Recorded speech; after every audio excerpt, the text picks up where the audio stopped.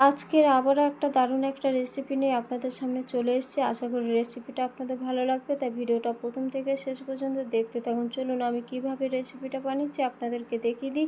ফার্স্টে আমি এখানটা বুট আর আলু নিয়েছি, তারপরে চিকেন নিয়েছি। বুটটাকে সারা রাত ভিজিয়ে রেখেছিলাম, তারপরে ভালো করে ধুয়ে প্রেসার কুকারে দিয়ে পরিমাণ মতন জল দিয়ে দেবো লবণ হলুদ দিয়ে ঢাকনা বন্ধ করে 5-6টা সিটি মেরে নেব।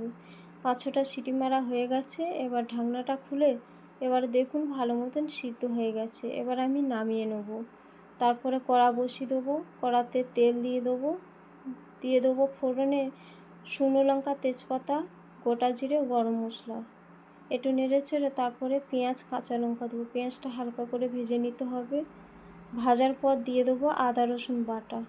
আদা রসুন বাটাটা ভালো করে ভেজে নিতে হবে।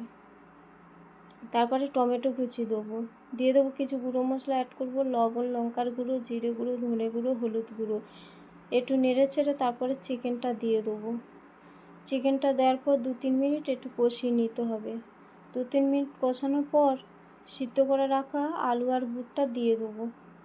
দিয়ে একটু নেড়ে ছেড়ে এখানটা আমি ব্যবহার করব কাশ্মীরি রেড চিলি পাউডার। তারপরে অল্প একটু চিনি দেবো, দিয়ে ভালো মতন 5 মিনিট কষিয়ে নেব। তা 5 মিনিট কষানো হয়ে গেছে, এবার আমি পরিমাণ মতন জল দিয়ে দেবো। তারপরে ঢাকনা বন্ধ করে 5-10 মিনিট ফুটিয়ে নেব। দেখুন এবারে ফাইনালি আমার ভালো মতন বুট আর আলু সিদ্ধ হয়ে গেছে। এবার আমি গরম মশলা দেবো, তারপরে ধনে পাতা দিয়ে নামিয়ে নেব। দেখুন আমার চিকেন ঘুগনি রেডি হয়ে গেছে। এর সাথে করেছিলাম পরোটা। চিকেন ঘুগনির সাথে পরোটা খেতে খুবই ভালো লাগে। আপনাদের কেমন লাগে অবশ্যই আমাকে জানাবেন।